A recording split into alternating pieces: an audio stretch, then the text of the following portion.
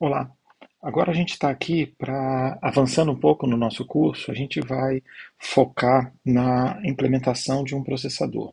A intenção nossa, só relembrando, é que a gente está fazendo um projeto de circuitos digitais com o Verilog. Então a gente vai implementar um processador olhando muito mais a escala de baixo para cima, modelando os componentes dele para subir, mas chegando numa coisa complexa que é um processador como um circuito, um hardware mais complexo que a gente vai desenvolver. Então, esse é o cenário que a gente está avançando aqui e eu queria mostrar então coisas que a gente vai falar daqui a pouco, tá? Primeira coisa é que a gente vai entender um pouco do funcionamento de um processador por dentro. E esse pedaço, ao contrário de um curso de projeto de processadores gerais que a gente vai fazendo uma abordagem top-down, aqui a gente vai fazer uma abordagem bottom-up tentando chegar nesse processador. Para a gente poder chegar nesse processador, nós vamos precisar trazer uma versão simplificada de um processador real que é capaz de executar código real. Então aqui a gente já está falando que esse processador vai rodar programas. Então a gente tem que pegar todas as características desse processador para a gente ser capaz de executar um programa. Mas também nós vamos olhar e trazer o foco nosso aqui, que é simplificado. É bem importante a gente saber que o nosso processador não é tão completo assim, porque não caberia no escopo aqui do nosso projeto, tá bom? Então, a gente vai implementar uma versão simplificada, como eu já acabei de falar, do processador RISC-V, tá? O que é RISC-V? RISC-V é um conjunto de instruções, então, na verdade, RISC-V não é um processador, é um conjunto de instruções. Então, você tem instruções, para quem já programou, instruções de assembly, que você especifica, tá? E o RISC-V é o nome de um conjunto desses. Ele é aberto, tá? E está num momento bem crescente no mercado. A gente vai falar mais sobre isso daqui a pouco, mas pelo fato dele ser aberto, ele conseguiu ganhar muitos adeptos nos últimos anos e tem crescido de forma bem radical aqui nesses últimos momentos. Só para dar noção, outras arquiteturas conhecidas, x86 da Intel e AMD, ARM da ARM, certo? E nós temos a arquitetura Power da IBM. Essas são as outras arquiteturas comumente usadas por aí. Tá? E o RISC-V tem começado a surgir e crescendo bastante. Por que ele cresce? Porque ele permite implementações livres e sem royalties. Esse é um fator bem interessante. Você pode implementar esse processador, você não tem que pagar royalties para ninguém, ao contrário dos outros. No caso específico do ARM, você tem que pagar royalties. No caso específico do x86, nem isso você pode. Você tem que comprar direto da Intel ou AMD. E no caso do Power também, algo similar com a IBM. Tá? Ele tem um ecossistema de software crescente, baseado em muito software livre, Android e tudo mais. Está crescendo bastante para RISC-V, tem muita ferramenta. Então isso está crescendo bastante. Ele permite implementações modularizadas com versões muito pequenas para sistemas dedicados. É um outro espaço. E esse é o mercado que o RISC-V está ganhando nesse momento com maior força. Você tem grandes quantidades de processadores muito pequenininhos em vários componentes. Tá?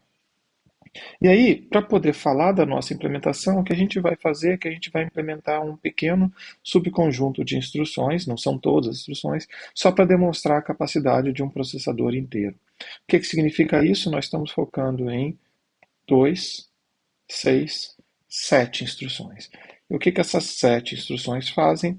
Nós vamos ter duas instruções de acesso à memória, load store, nós vamos falar sobre elas daqui a pouco, mas o load lê um dado da memória e traz para dentro do processador, o store pega um dado do processador e escreve na memória.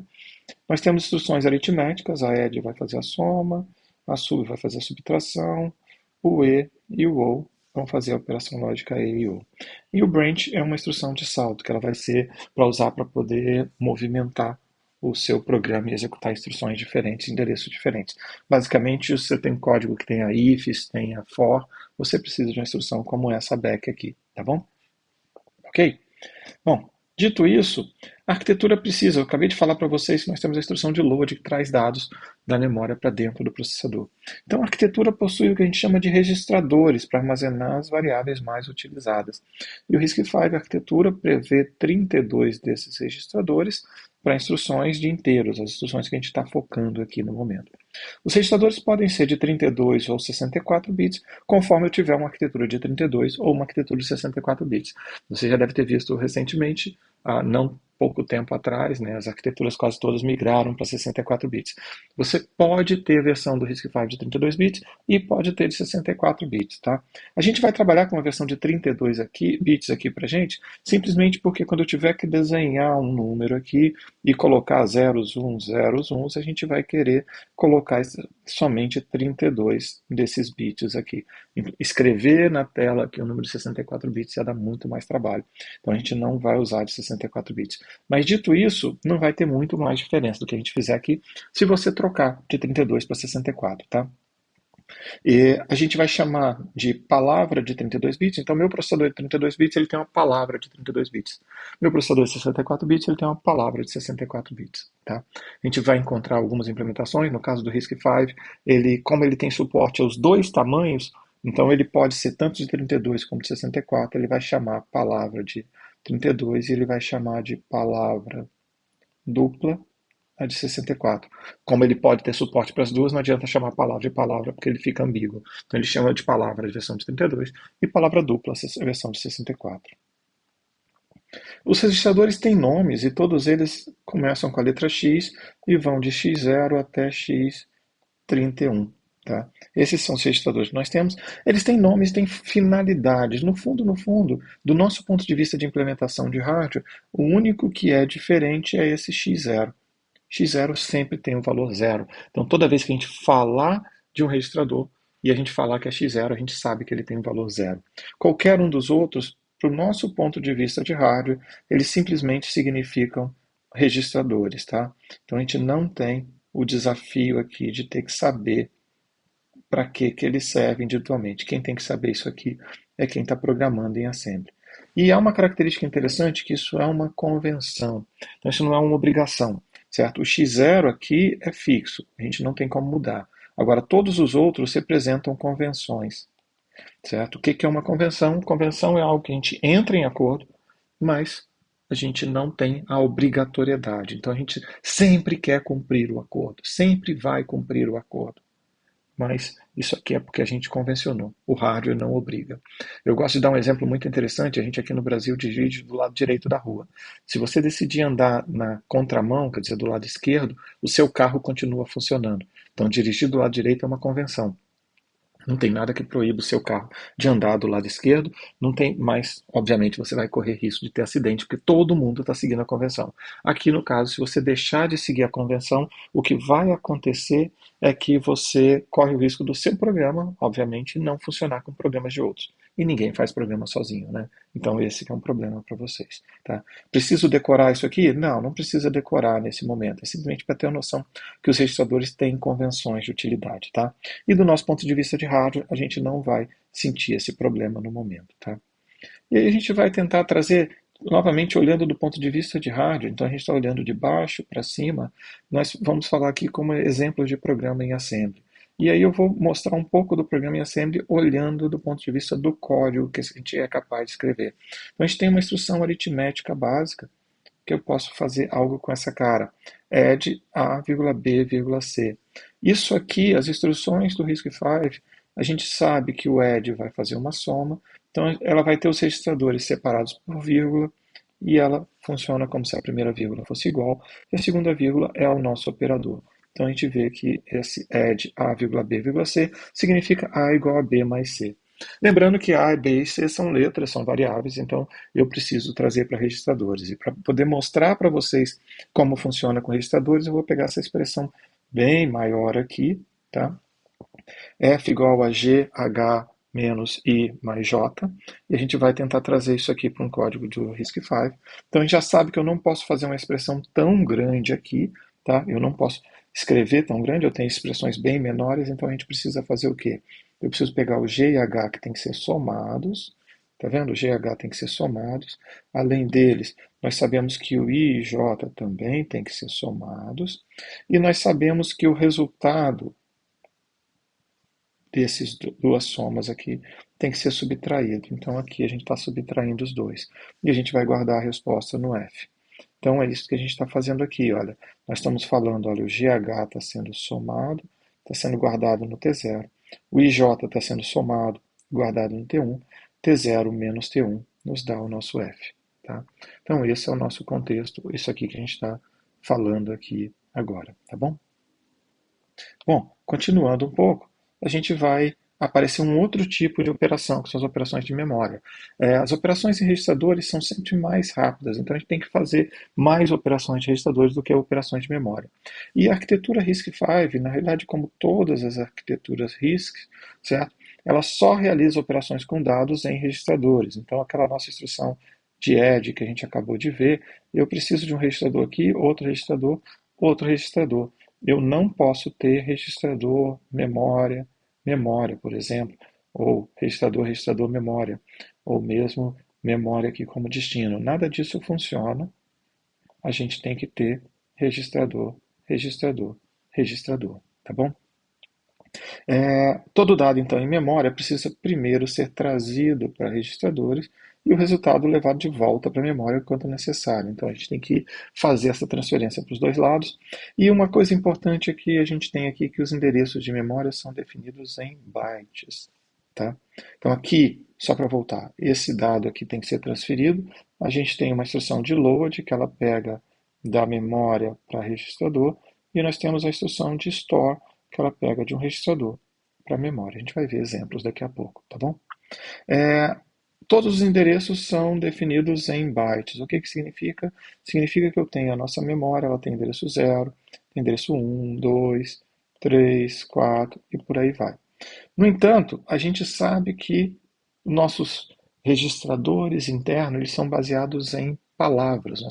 Nossos valores que a gente trabalha são palavras, e palavras são 32 bits, que equivale a 4 bytes.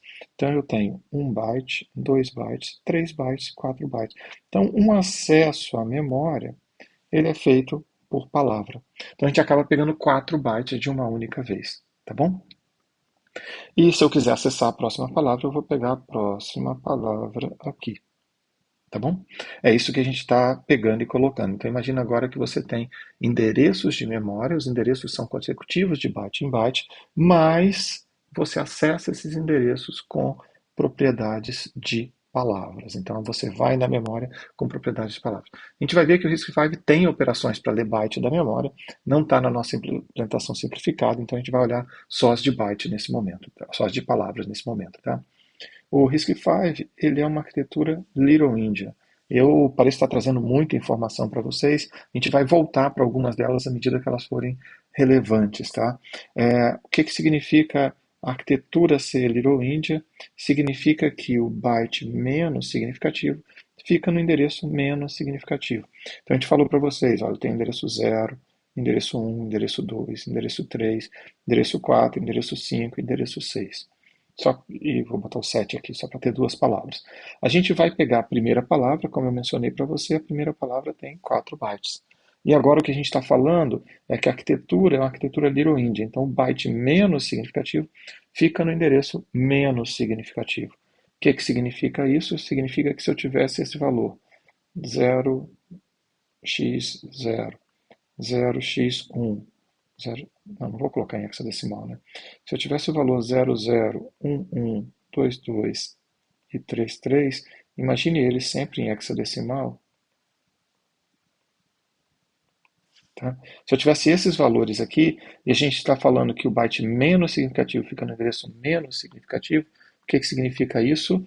Se eu tiver um número aqui de 32 bits, olha, que representa um byte, a gente vai ter o 00 no menos significativo, 11, 22, 3, 3. Ah, significa que nós temos essa sequência, mas essa sequência é exatamente o que a gente esperaria. A gente está falando aqui que eu tenho a posição 0, o bit 0 e o bit 31. Então é isso que está acontecendo. A gente vai colocar o menos significativo na posição menos significativa.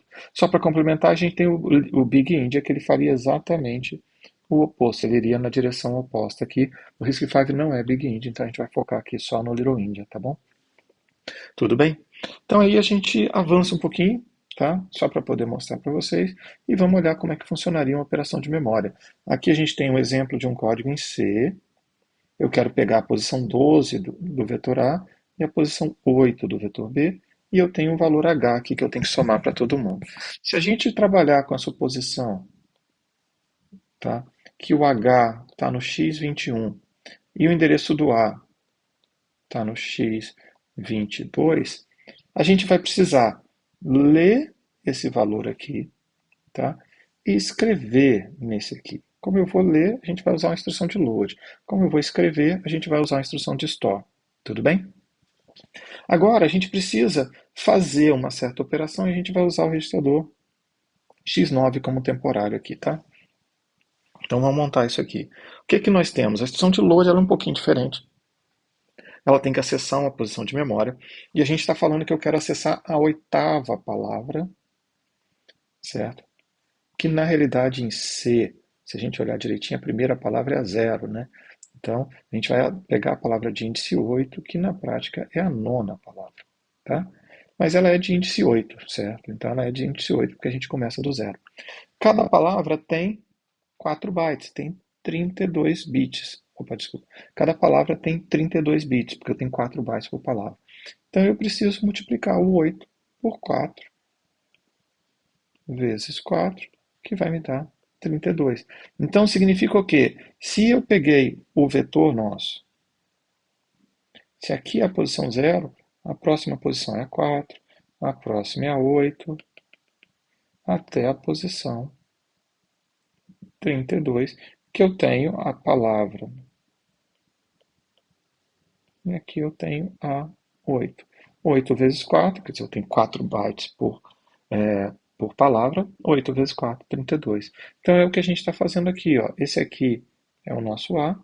32 é porque eu quero o índice 8, então a gente está falando, isso aqui é o 8. E a gente vai fazer a leitura dessa posição de memória e guardar no x9. Tá? É isso que a gente está fazendo aqui.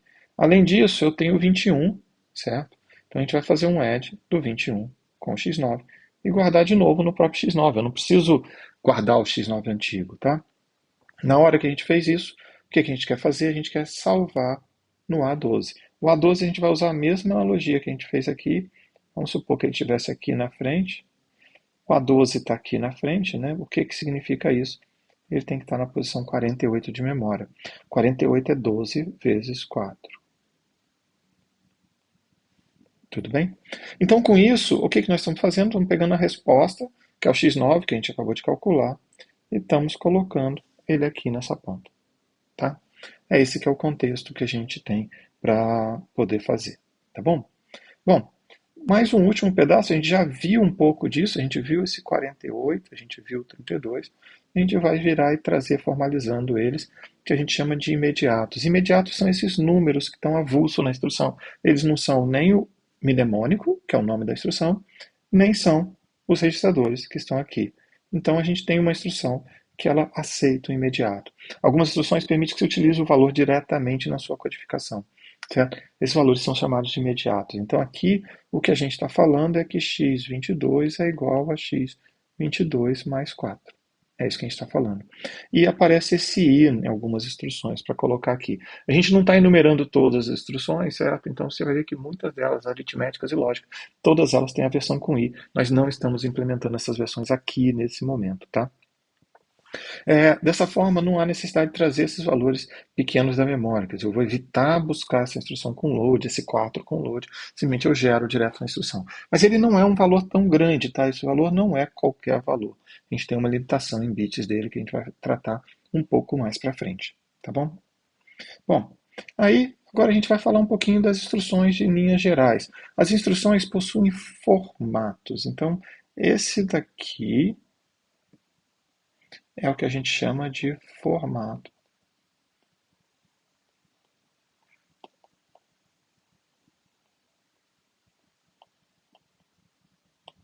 É o que a gente chama de formato de instruções. As instruções são todas de 32 bits. Então nós temos instruções aqui no RISC-V de 32 bits. Independente se ele é um processador de 32 ou de 64, as instruções são de 32 bits. Então nós temos um processador de 32 bits aqui.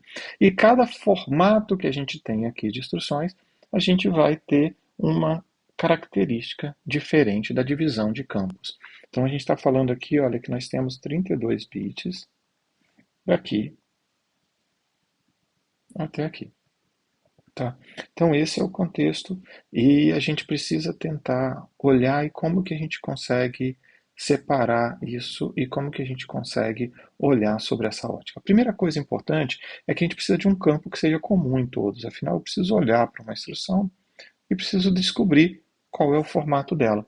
Então, esse campo opcode tem 7 bits, ele vai nos dizer que instrução é essa, um pedaço dela, e o que precisa ser visto para frente. Tá? Então, vamos relembrar aqui, a gente pode pegar uma instrução de add, certo? A instrução de add, ela pega um registrador de origem, nós temos 32 registradores, então a gente tem 5 bits aqui. A instrução de add pega mais outros 2 registradores. Desculpa, relembrando aqui, esse aqui é o nosso registrador de destino, RD de destino. E o source1 e source2 são os dois registradores de origem que nós temos aqui. Tá? Todos eles de 5 bits, então a gente já tem, olha, 7 mais 5, 12, mais 5, 17, mais 5, 22. Tá? Então nós já temos 22 bits. A gente não precisa de mais nada, então surgiram esses dois campos aqui. O Func3 e o Func7, o Func3 com 3 bits, o Func7 com 7 bits. E a gente vai ver que o add em si ele não está todo codificado aqui nesse campo de opcode, ele gasta Func3 e Func7 também. Tá? Mas aí a gente vai ter outros formatos, tá? E a gente precisa trazer esses outros formatos para cá. Tá? A gente vai falar mais sobre eles daqui a pouco. Nós temos aqui o nosso próximo formato, esse formato aqui é o R, esse aqui é o nosso formato I. O formato I ele já é para instruções que tenham imediato, então ele vai ter o registrador destino, vai ter o RS1 e vai ter o imediato. E a gente acabou de falar de imediato, tá vendo esse 4 aqui? Esse 4 ele vai ficar exatamente aqui dentro. E aí, como eu mencionei, a gente tem 12 bits para ele, então o imediato tem que caber em 12 bits. É imediato sinalizado, então, no fundo, a gente tem que lembrar que eu preciso armazenar o imediato sinalizado em 12 bits. Se for maior que isso, a gente não consegue implementar desse jeito que está aqui, tá bom? Ok? Bom, então a gente tem restrição dos campos, obviamente. No caso da instrução, por exemplo, aquele ADDI que está ali em cima, ele é do tipo I, ele só tem o Func3 aqui para tratar, tá bom?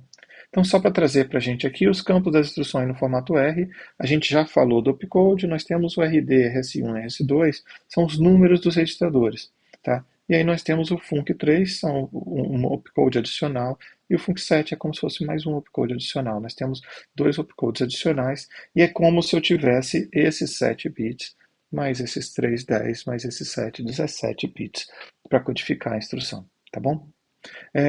Próximo formato são os campos das instruções no formato I. O que nós temos no formato I? A gente já falou um pouco dele. Nós vamos ter aqui, olha, o RS1 está aqui, ele é o registrador de origem ou o endereço base, naquele ADDI que a gente pegou lá, ele é exatamente o nosso campo registrador de origem que a gente está pegando, então a gente pegou aquele número lá que era o X22, né? Isso, X22. O que significa isso? Significa que o RD tem 22 e o RS1 tem 22. E aqui o imediato tem o valor 4. Tá? É isso que a gente está falando da nossa campa. Tá bom? Então, o imediato é uma constante ou um deslocamento do endereço base. E a gente vai pegar complemento de 2 com extensão de sinal. Uma outra instrução que está nesse formato aqui é a load. A load vai conseguir pegar um certo registrador, vai guardar num certo registrador e vai usar endereço base mais o outro valor. Eu vou voltar aqui para a gente pegar aquela nossa load ali atrás, olha. Está aqui. E eu vou pegar essa instrução de load aqui, olha. Essa daqui. Load x9 32 x22. Load x9 32 22. Então o opcode vai falar do load, certo? A gente vai guardar no x9, então aqui é 9, tá? O 32 é imediato e o 22 é aqui. Então esse é x22 e x9. Então é esse jeito que a gente vai ter o nosso load aqui, tá? Esse é o formato que a gente está colocando, é esse que a gente vai colocar aqui. Tem uma leve modificação no 32, mas eu não vou falar sobre isso agora não. A gente vai falar mais na implementação posterior, tá? Bom, o próximo formato são os campos das instruções no formato S. O S vai usar o store, a instrução de store. A diferença do load para o store é que o nosso load, eu tenho o exemplo lá, era o x9, né? 32 x22. E se a gente voltar no store, aqui em cima, estou voltando aqui, olha, é x9 48 22. Então a gente vai ter um store x9, 48, x22. A diferença é que no load, esse registrador está recebendo o dado. Então o dado vem daqui. No store é o contrário. O valor que está ali é o valor que vai ser gravado. Então, no X9 é load, então eu precisava colocar aqui no RD. Só que se você olhar direitinho, o store não é mais, o store é um registrador. Então a gente vai ter aqui, certo, o X22 aqui, tá? E o RS1 é o nosso X9, tá? Então é isso que a gente vai ter aqui. Por causa disso, para manter o RS1 no mesmo lugar, o RS2 no mesmo lugar, não usar o RSD, o que aconteceu é que aquele nosso imediato de 12 bits ficou quebrado em dois pedaços diferentes. Isso não é um grande problema, vocês já sabem que você pode pegar em Verilog ou qualquer outra linguagem de descrição de hardware e concatenar esses dois aqui. Então, só para a gente pensar que esse aqui era o imediato, a parte A dele, a parte B dele, a gente poderia simplesmente fazer isso aqui em Verilog, né?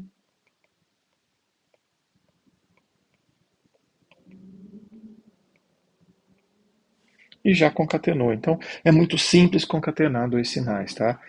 Só para fazer de forma mais sistemática ainda, né? A gente pode fazer, eu não posso chamar do mesmo nome, tá? Então, tem um problema aqui. Eu não posso chamar do mesmo nome, mas a gente pode fazer assim, olha. No fundo aqui, 11.5 não vai ficar direito aqui no nosso formato, né? A gente tem que lembrar que aqui é o campo 31, tá? E se eu tenho a nossa sequência de bits, né? Então você tem os campos aqui. Então esse aqui seria o imediato, A, que é o que a gente está colocando. E aí a gente coloca o imediato B, direto daqui. Tá? Se isso aqui tudo virou a nossa instrução,